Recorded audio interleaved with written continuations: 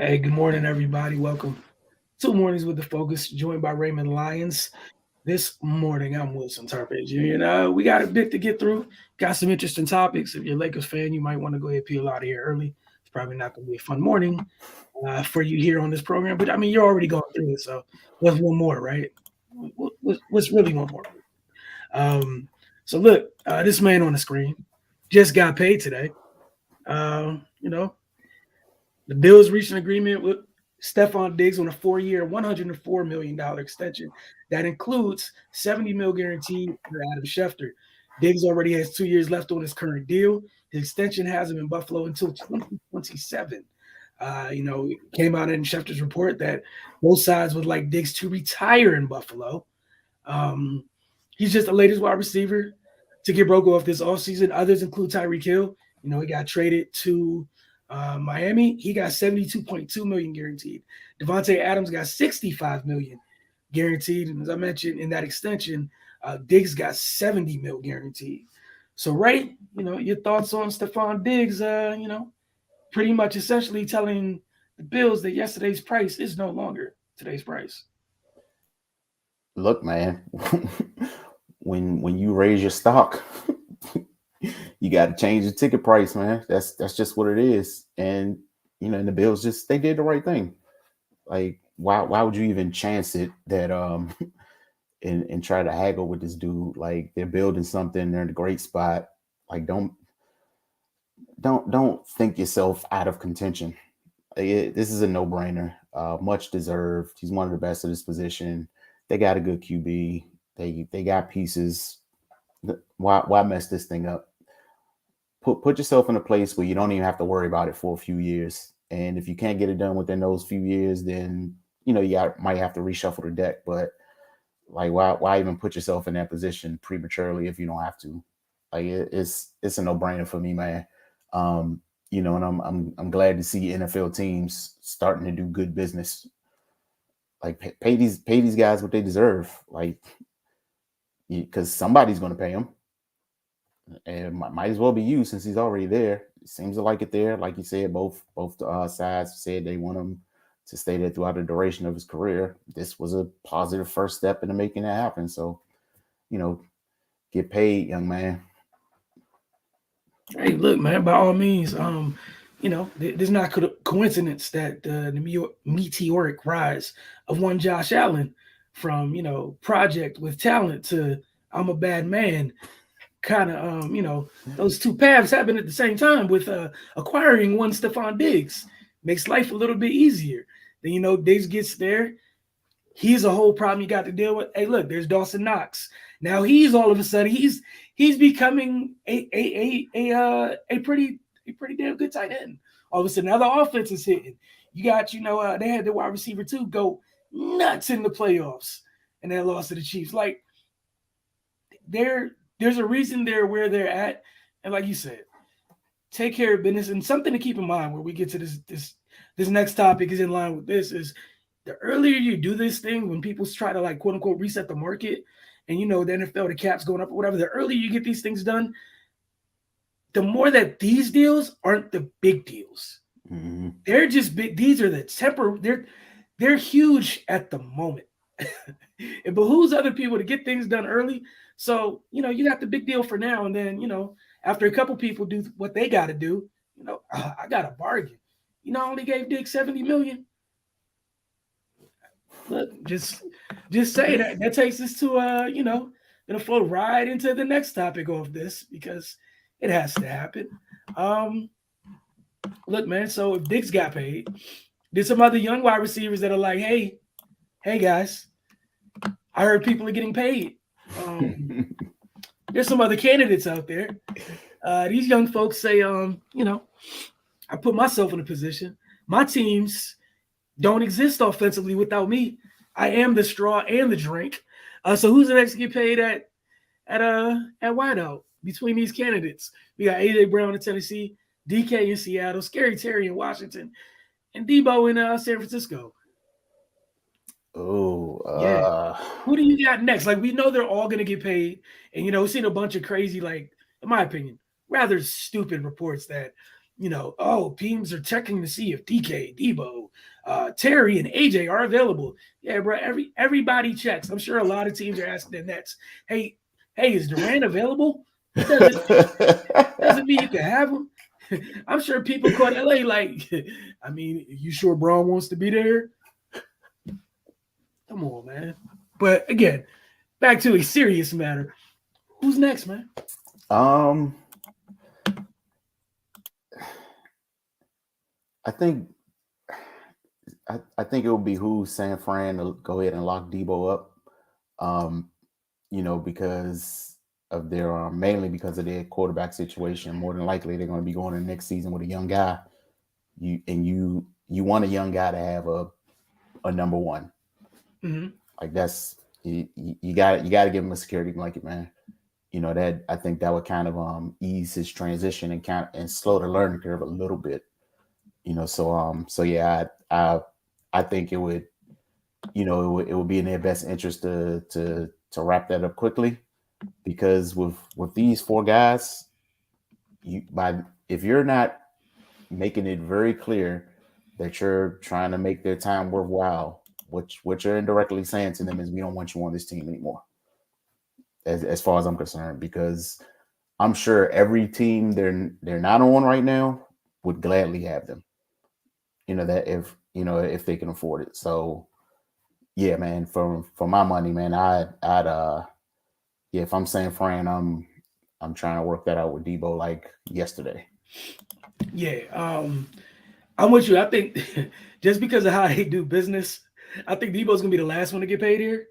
I'm not saying they penny pinching, but they be penny pinching out the bank. Parag Marate, yeah, they be penny pinching. Like, even if he gets $68 million, man, the stuff they're gonna put in that contract. Tell you right now, I don't think he's leaving. Like you said, it makes too much sense. They went all in last year to get a quarterback. So the kid's on the second year of pretty much his 5-year rookie deal. Because if he's what they think he is, he got 4 more years left on his rookie deal with that 5th-year option. Yeah, you pay him. Then every one of those guys, all these teams in terms of what they're how they're set up for the future, you can't go forward without them. Just gonna keep it buck. Whatever Seattle's going to, we got to find a quarterback. You know what? It would help whoever the quarterback is, like you just said, a DK. Scary Terry out here doing it by himself. AJ, like they went and brought Julio next to AJ last year, and all I walked away going is AJ a bad man. And again, this is all the same draft class, mind you. Yeah. All these dudes the same draft class. 3 of these dudes went in the second round, and Scary Terry went in the third. So just as a reminder for all you folks out there about to go, we're a couple weeks away from this year's NFL draft. Folks going crazy about the wide receiver talent and yada yada. These 3 demons right here were not selected in the first round. So just keep that in mind when people go about their business, because all these teams are kind of happy. And you want to talk about return on their investments? They know. Think about this. They know exactly. They all had wide receiver ones before the rookie contracts ended. You know exactly what you have. It's not a bad place. But that's great and all, but on to the task at hand. All right, Ray, you know what time it is. I'm not putting no pictures up or nothing. It's not deserving of pictures being put up. That said, man, all right, so the Lakers fell to the Suns last night, 121-110. The Spurs beat the Nuggets last night to officially eliminate LA from playing in contention, because the Spurs had a 2-game lead on the Lakers from a couple of days ago, and the Lakers would have had to go from 2 games back of the Spurs to a game ahead of the Spurs, because the Spurs also had a tiebreaker. So they couldn't afford to lose more games, and that's what happened last night when they played the Suns. Obviously not at full strength, not getting into that. But we mentioned this at the halfway point on other programs of ours. But we're here now. At the halfway point, we're like, hey, but we better not get to the end of the season. And these folks are not in the playoffs, because it wasn't looking good at the halfway point. All right, right. We officially here. Last 4 or 5 games of the season, or what have you. Earlier this week, my guy Mike was on, and we talked about AD's comments, which is essentially about injuries being the reason This team struggled this year, too much to overcome, yada, yada, yada. Apparently, he doubled down on that last night. Carmelo Anthony took a different approach. We just didn't get it done. We had the tools. Some things were out of our control. Some things we could control. Some things we couldn't. And it's nothing else more than we didn't get it done. You can't make no excuses about it. We just didn't get it done. Your thoughts, Ray? Oh boy, it's a fitting end. like all the nonsense surrounding this team. Like Melo said, man, they just didn't get it done. Like they're not the only team that's battled injuries this year. And to be perfectly honest, man, they're void of leadership. That's just what it is. And that's not even trying to be, vindictive toward anybody or throw salt, but they're void of leadership, man. Like who's the tone setter? Like who's the rallying guy?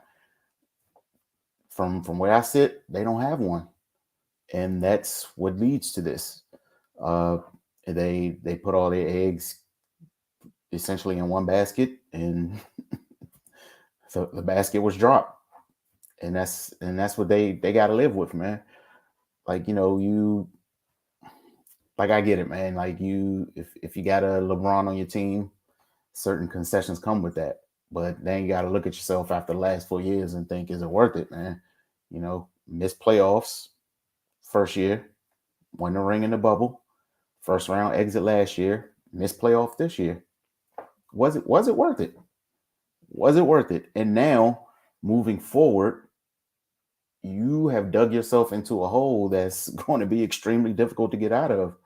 So, I mean, hey man, look, this is the life they chose. It's not my issue. I'm just here to talk about it. But yeah, man, this is disappointing. It's no reason for them to have missed the play-in altogether. Like even with the injuries, this should be a top 10 team in the West. Like, come on, man. It's literally no excuses. And if somebody's ankle magically heals so he can play enough games to qualify for the scoring title, then that should tell everybody everything they need to know. I mean, come on, dog. You sit out a must-win game against a contender, and it's obvious your team needs you because you're playing the best team in the league. But you want to be on the sideline. That's cool, but yeah, man, it's time. It's time to call it what it is. Like this was a lot of blame has to be placed at that guy's feet.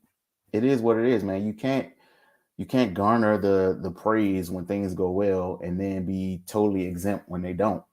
Like to not make a top 10 spot, unacceptable. And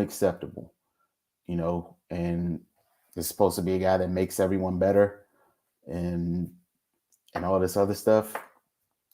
We didn't see that. And even if you're 19 or what have you, you're not who you used to be, that's cool. But, the effort at times, unacceptable. And if you're doing that as the main guy, if you're doing that as the dude whose pictures outside the stadium, what is the rest of the team going to do? Attitude reflect leadership. So, I mean, it was a disaster from the beginning. I mean, we talked about it once this team was assembled in last summer. So, I didn't expect them. I didn't think they were contenders, but I didn't expect them not to even be in the postseason. I mean, that's just real, man. They had enough talent to make it.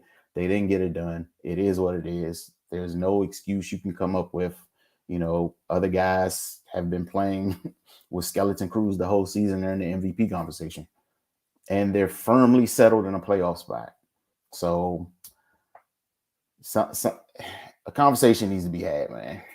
But yeah, I'm not even going to go too far into it. I'm going to try to be an adult this morning. It's not even noon yet. Maybe you can catch me on Twitter in the PM.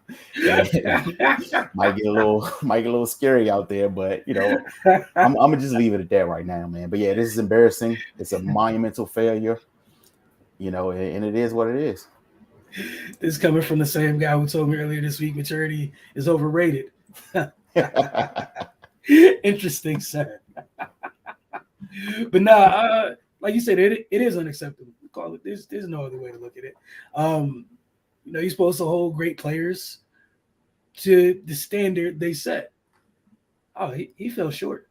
This group fell short. And with the injury thing, I don't want to hear it. Nikola Jokic played with, look, man, with Monte Morris, Aaron Gordon are your sidekicks on a regular basis in the West, and you're a center. I don't know what to tell you, man. Like, dude pulled the U. He led his team in every statistical category along the way, and they avoided the play-in. Like, if they were in the play-in, I would be proud of what the Nuggets did. They avoided the freaking play-in. They legit avoided the play-in. What the heck is your excuse? As a whole, LA, what's your excuse? It just doesn't make any sense. Because I don't want to hear the talent thing. You chose this group. So, again, choices you make, you got to live with. Got a collection of MVPs, NBA 75, all this other great, exciting stuff. All the folks that had time to call all of us who, quote unquote, were haters because we were like, oh, this is too old and the pieces don't fit. The math ain't mathing. And we got told we're crazy. And, oh, man, this group is ready. And blah, blah, blah. You traded away all your defense, but it's okay. It doesn't matter. There's enough winners here. Hey, the man himself said, please keep that same energy talking about my team is old, yes, and personnel and blah, blah, blah. Yep. It's been kept, sir. Yep. Yeah. And they made it easy. And the happiest person I am for all this is Frank Vogel. Leave, dog. You don't deserve this. You didn't deserve any of this. I don't know what they were doing. The personnel decision didn't make any freaking sense at all. You have to play defense, and there's not one defender on the roster. Or the best defender is freaking AD, and he's not always there.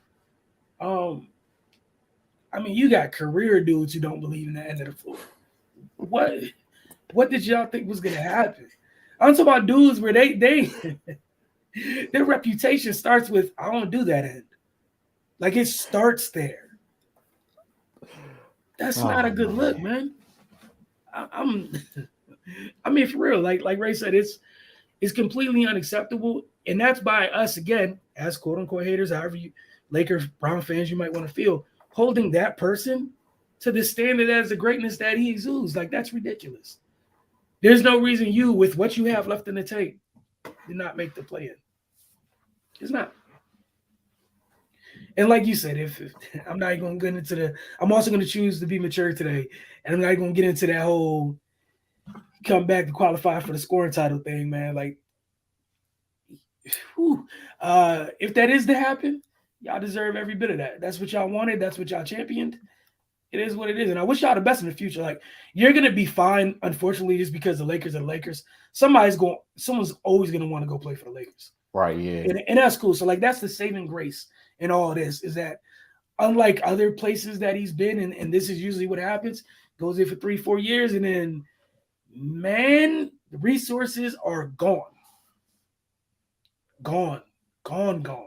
So, we'll see how LA responds or fares. But, I don't expect him or AD to be there next year. Yeah. That's just me. But, we'll see. And I don't know what you do with LA. I don't want to know what you do with the rest of the roster. Like, maybe you can go get Julius Randle back and try to go from there. But I don't look, man. Go get the whole band back together. Go call Kuz, Julius, all the guys you Ingram. Go get all the guys you sent away for that one ring in 3 years and no playoffs. I'm sorry, 2 years and no playoffs, 1 year with the first round exit. Again, holding him to the standard, the quality of player he is. He's one of the best players of all time. There's no excuse for that, man. Yeah, it's not like you were on a lottery team. That's different. Then I can find a way to provide the appropriate context. It's not a lottery team, and you went to get your friends, get everybody hyped. Melo, it's time. Time for what? Should have called him in Miami, you know, if you wanted him. That was the time for that, not now, you know. But Yeah, I don't know what year he thought it was, but like in 2012, oh, this is a fire team. This is dynasty. You also couldn't afford all these guys in 2012, but hey, better late than never, I guess. I don't know, man. All right, go take it quick before we get out of here today. Quick look at Michelle Vopel's most recent WNBA mock draft. It's a first round only, and this was published on March 23rd. So as soon as we get a new one, we'll check some other folks' new one. We might even do one of our own on one of these mornings. So just to take a glimpse, since like, man, the draft's in like 2 weeks, like 10 days type thing. So just as a reminder. Actually, it's next week. It's not 2 weeks. It's literally next week. It's April 11th. So yeah, it's that soon. All right, so gonna take a quick look at this WNBA mock draft. Oh, my bad. Let me scroll back to the top, Ray. Where we at? You see the first pick now? yeah. All right, cool. So this might be the biggest discussion point of the whole thing, man. Not gonna lie, I don't know what they're doing up there because they can go so many different ways. Yeah, man. Like, cause looking at the roster, they don't need anything. Like whatever they take right there is going to be a supplement. Like it's not a glaring need on the roster. So, I mean, yeah, that's and then even saying that, like, I mean, what would trading the pick even do? Because unless they can get like, another franchise player, like, or like what they have a they have a wealth of riches there, and that's not a bad problem to have. But like we keep saying, should someone decide, hey, it's time, then we already know what's going to happen. But as it stands now, yeah, this is yeah, I just don't know. And I mean, all things considered, pretty much those two names up there are the consensus first two picks. But like I said, like the Mystics are in a good spot roster wise, man. Given everybody stays healthy. Yeah. Like they got them up. Yeah. I think out of those two, and again, I could be totally wrong. I have no idea what Coach T is going to do. Nobody does until they do it. And like you said, for all we know, somebody down bad somewhere might want to first pick that much and give away something that's worth it. Don't know. You never know until you get the draft night. Them calls come in and someone's like, how about her? Coach T puts them on hold, laughs at the whole war room, giggles a bit, takes a couple pictures, handshakes, kissing babies, gets back on the phone. That'll do. Like we don't know what's gonna happen. But if it was me, I got to see NaLyssa live this year. Baylor came to Maryland. Think she's amazing. I think I'll probably go on Ryan. I just feel like Coach. It feels like Coach T always chooses chaos, right? I feel like going with Ryan Howard is the chaos button. I feel like that's just pure chaos. Here, just go out there. We'll figure out the lineups once you're out on the floor. Okay. Why not? You just throw you, Tiana, Elizabeth, Lena, Laisha, whatever. Just here's 5. You can play with like any lineup they come up with. She could play. She could play it. You can go extra big if you want to, just to be petty. With her at the 1 if you want. Like there's so many different things you can do. So again, for that reason, that's where I think they might go. That's where I'm leaning towards because that's the bigger of the 2 chaos buttons. And again, if they choose NaLyssa, like it's not a bad thing. Like should be surrounded by nothing but shooters. So I mean, like life will still be fine. What do you think about Indiana? Because they going through something. They've been trying to get right since Catch left. Yo, man, I have no idea what they're doing. Absolutely no idea. Like, do they even have any of their lottery picks from the past 4 years? I think the only ones that are there are the Mitchells. Yeah. Honestly. So, yeah, man. Marianne might want to go ahead and come on back home. And I think they got Lynn Dunn back in the building, so that should help. But yeah, I'm with you. I don't know, but they gotta they got to try to get things pushing in the right direction. Yeah, man. And then they got what, 4 first round picks this year?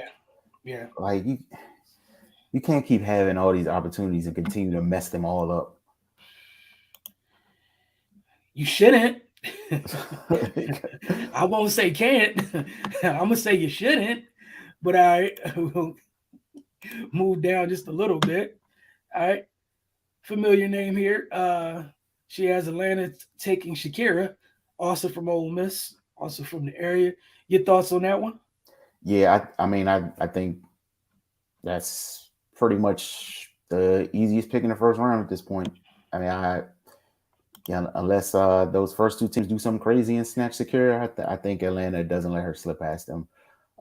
She's versatile, has size. I think her game and her skill set is is going to work well in the WNBA. She's just got to continue to put the work in. It's like we tell people all the time, like the WNBA is different. Like it's only 144 spots. Like just imagine taking the top third of NBA players, and that's what you have to deal with in the W. So yeah, Shakira's extremely talented, but nothing's a given in the WNBA, man. Oh Like no, not at all. you got to go there and earn it. We've seen first round picks not make rosters. We've seen first round classes not be in the league after their rookie year. 12 for 12 by. Like it's Ray's not playing. All right. Familiar last name here. Nayara Sabali. I could see something where both of those players, because of their immense talent. Actually, who she has 3 through 5, I could see anywhere from 2 on. Just because, like again, I was a couple 6'5" players, man. Yeah. between Shakira, Sabali, and Kunane, 3 6'5" players. You don't just leave those chilling somewhere. We know Indiana traded Tierra McCown. So, I don't know, man. I don't know, but yeah, that's going to be interesting. Yeah, man. Those are 3 bigs, 3 6'5" bigs. Like, and you can't teach size, and size that moves. So, yeah, somebody's gonna get lucky. Yeah, you get it's varying types, right? You got Shakira talent, talent wise, a lot to work with, athleticism. You got Sabali, who obviously similar in terms of talent and athleticism, but I feel like she's kind of maybe a little bit more pro ready in terms of like just because of the time she spent in college already. And it doesn't hurt having a family member who's already being successful at that level. That doesn't, let's not lie, like that's an advantage here, right? It's a little bit of a leg up. Who knows how Big Sis is going to help you on your way, whether she's on your team or not. Alisa Kanane, we saw her during the tournament. She's a solid big. Obviously, for all of these players, the strength, the getting ready for the physicality of the W. Like Ray, you mentioned it. It's a shock. It's a shock, especially for bigs. Oh my goodness, especially for bigs. Yeah. I mean, but shoot, because it's not an easy life for guards neither. No. I mean, we saw Sabrina tear through college. Her rookie season was put on hold by injury, but her second year, she struggled, which is to be expected. She plays at maybe the most savage position in the league. And once you come in with that, with that height, which was justified because of what she was able to do at the college level, it's target on your back. Like plain and simple, man. And you enable grown women who are trying to keep their spot. 144 people is not a lot. Man, look, at all. All right, at all. Not even a little bit. This is a fun one here. Emily Engstler. Definitely liked her from Louisville. The whole time watching Louisville, I was just like, all right, I can see. I don't know if she's going first round, but I'm not going to tell anybody they're wrong. it's what you would want in the league, right? 6'1" wing that can play in the front court and is has a high motor on the defensive end. You can't get mad at that. What are you gonna say no to that? Like, I know exactly what you are, what you're gonna bring, and you set the tone defensively. Yeah, I'm gonna want one of those. We're honest. Yes, sign me up. And y'all see this thing with these guards, right? 6'1", 6'2", like Ray's talking about. It's not for the faint of heart. Yeah, like it was a time when a lot of these first rounders guards were 5'6" and 5'7". Times are changing, man. like even if you look at the Mystics, Tosh is 6 feet. Yeah. Like, and she's big and strong and physical. Like, it's tough to deal with, man. So I think that's the direction a lot of teams are going to be going. Like, and we said, like, you need one of those lengthy tweeners who can slide up and down the depth chart. Man, you need a couple of them. Because against some of the good offensive teams, if you can't switch, boy, you're in the second or third ring and you know where, just looking for help. Please, someone send me water. Like, oh man. Got Ray Burrell to Tennessee. She has Queen Egbo, Baylor Center. Don't know if she's coming back for maybe next time we'll go ahead and get that list to see exactly who's for sure accepted, because we know by now. It would have been 48 hours after the win, the finals rather. But yeah, man. Kirsten Bell, it's a fun one. Was at Ohio State, 8 in the Big Ten, transferred to Florida Gulf Coast. Got to see them live in their first round. They ended up losing to Maryland. But she's exactly what you were just talking about, right? Yeah. 6'1" wing. Exactly what you were talking about. But like LA's backcourt is, I mean, it's kind of crowded right now, right? Yeah, so, I don't think there's room. Like, I'm not gonna lie. I wouldn't be surprised if that's the other thing to keep in mind. Like, even going through these mock drafts or what have you, is a lot of these teams, man, they don't got room for picks. Like, and we've seen this in the past where some teams there's a whole lot of trading because there's no roster space. Even if you're picking high, I mean, we could take you, but I don't know if you're gonna crack the roster this year, which means you might not crack it next year. So yeah, Ashley Jones from Iowa State, I think she's coming back, so we gotta take her off. Krista Williams from UConn, that'll be interesting. I think this will be one of the players that will probably be a little bit better in the pros. Player in natural position. I think she spent a lot of time at the 3 in college, and she's not a 3. You can tell she's 5'11". She's not a 3. Can play up there sometimes, but no. So that should be fun. And then, the other part of this is international players. You never know every year with the WNBA. Like last year, second pick, Awu Courier. To Dallas, yeah.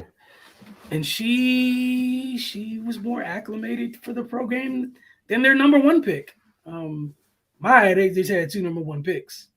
But you almost had a fail-safe built in. Right, yeah.